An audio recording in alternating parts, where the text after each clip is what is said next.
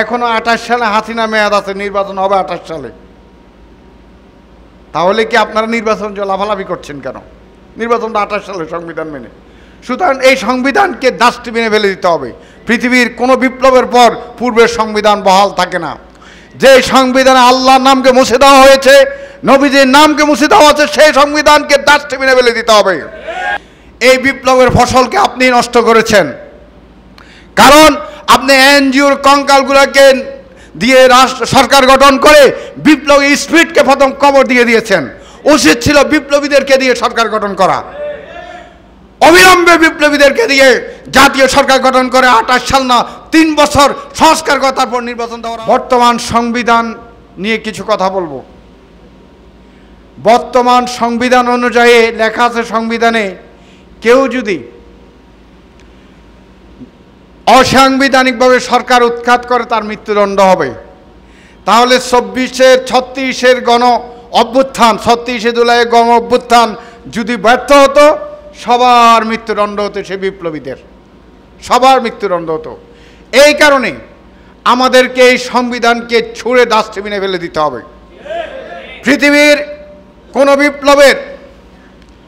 কোনো বিপ্লবে যেমন রোজ বিপ্লবের পর যার সরকারের জাতীয় সঙ্গীত বহাল ছিল না, সংবিধান বহাল ছিল না, এবং তার অনেক কিছু পরিবর্তন এসেছিল। ইরানি বিপ্লবের পর পতাকা পরিবর্তন হয়েছে, জাতিসংগীত পরিবর্তন হয়েছে শাহ সরকারের, এবং সংবিধান পরিবর্তন হয়েছে। সুতরাং আমাদের এই গণবিপ্লবের পর আপনি যদি জিজ্ঞাসা করি সংবিধানকে অনুমতি নিতেন, তাহলে কি হাসিনার বিরুদ্ধে আন্দোলন করা সম্ভব হতো? সুতরাং এই আন্দোলনের মাস্টার মাইন্ড হচ্ছে জনগণ। এই আন্দোলন জনগণকে সমস্ত কিছু বাতিল করে দিয়েছে হাসিনা সরকারের সংবিধান মেনে যদি আপনি চলেন। এখনো 28 সালে হাসিনা মেয়াদ আছে, নির্বাচন হবে 28 সালে। তাহলে কি আপনারা নির্বাচন লাফালাফি করছেন কেন? নির্বাচনটা 28 সালে সংবিধান মেনে। সুতরাং এই সংবিধানকে ডাস্টবিনে ফেলে দিতে হবে। পৃথিবীর কোনো বিপ্লবের পর পূর্বের সংবিধান বহাল থাকে না। যে সংবিধানে আল্লাহর নামকে মুছে দেওয়া হয়েছে, নবীজির নামকে মুছে দেওয়া হয়েছে, সেই সংবিধানকে ডাস্টবিনে ফেলে দিতে হবে। বাংলাদেশের রাষ্ট্রপতি, বাংলাদেশের প্রধান বিচারপতি শপথকে পড়াবেন, এখন এমিরেট কিউরিসি নিয়োগ করা হয়েছে। আমরা স্পষ্ট বলতে চাই, বাংলাদেশের রাষ্ট্রপতি এবং প্রধান বিচারপতির এবং সাংবিধানিক ফোর্সগুলোর প্রধানের শপথ পাঠ করাবেন দুর্নীতি না করার জন্য, দেশ পরিচালনা করার জন্য। বাইতুল মোকাররম জাতীয় মসজিদের খতিব, বাইতুল মোকাররম জাতীয় মসজিদের খতিবেই রাষ্ট্রপতির এবং প্রধান বিচারপতির শপথ পাঠ করাবেন। এই দাবিতে আপনারা সোচ্চার হতে হবে।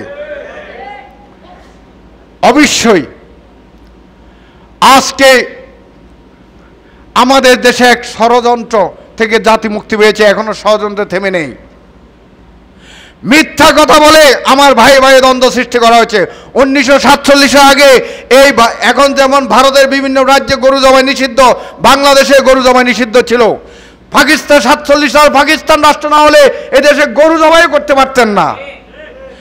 নিরহ বিহারি যারা পাকিস্তানকে আনুগত্য স্বীকার করেছিল, ভারতকে মেনে নেয় নাই, তাদেরকে হত্যা করে নির্মমভাবে কিছুকে পশ্চিম পাকিস্তান, পূর্ব পাকিস্তান পাঠিয়ে দেওয়া হয়েছিল। আর সে বিহারিদেরকে আমরা পাকিস্তানি বানিয়ে, ভারতীয় নাগরিক বিহারিদেরকে পাকিস্তানি নাগরিক বানিয়ে অত্যাচার করেছি। 71 সালে 3 বছরের বিহারি শিশুকে টেনে, জীবন্ত শিশুকে ছিঁড়ে ফেলেছে ভারতীয় বাহিনীর মদদে। এই নির্মমতা আমাদেরকে, শুধু আমরা মুক্তিযুদ্ধের গল্প শুনি যে আমরা যে অন্যায় করেছি সেটার গল্প, ভারতীয় বাহিনীর সহযোগিতা আমাদের কিছু লোক বিভ্রান্ত হয়ে অন্যায় করছে সেই ইতিহাস আমরা জানি না, মিথ্যাচার করছি আমরা। এই বাইতুল মোকাররম ইসলামী ফাউন্ডেশন ইতিহাস আপনারা নিশ্চয়ই জানেন, অনেকে হয়তো জানেন না। ইসলামী ফাউন্ডেশনের নাম ছিল Islamic science and research academy. Latif Bauniya জায়গা দিয়েছিল। এই মসজিদের জায়গা ছিল ওইদিকে দৈনিক বাংলা পর্যন্ত, এদিকে সচিবালয় পর্যন্ত, এদিকে ওই কন্যার গুলিস্তান পর্যন্ত। এতে বাওয়ানি গ্রুপ জায়গাটা দিয়েছিল, আইয়ুব খান সরকার করেছিলেন। কিন্তু এটার নাম পাল্টিয়ে প্রথম বন্ধ করে দিতে চেয়েছিলেন।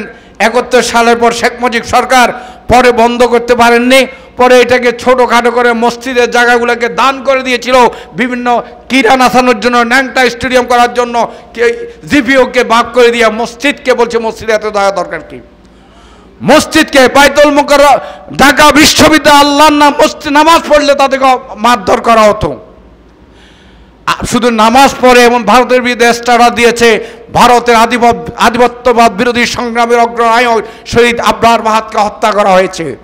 আজকে যারা 24-এর গণবিপ্লবীদেরকে হাসনাত-রাহিদদেরকে বিতর্কিত করতে চায়, তারা বিপ্লবের বিরুদ্ধে ষড়যন্ত্র করছে আমরা মনে করি। কারণ তারা তাদেরকে কোটি টাকা 300 কোটি টাকা অপবাদ দিয়েছিল হাসিনা হারুনের মাধ্যমে, এসালাম গ্রুপ টাকা দিতে চেয়েছিল, কিন্তু তারা সেই টাকায় বিক্রি হয় নাই, তারা 2 কোটি টাকায় বিক্রি হবে। কারণ এই বিপ্লবকে বিতর্কিত করার জন্য তাদের ইমেজকে নষ্ট করা দরকার, এই জন্য করা হচ্ছে, এটা সতর্ক থাকতে হবে।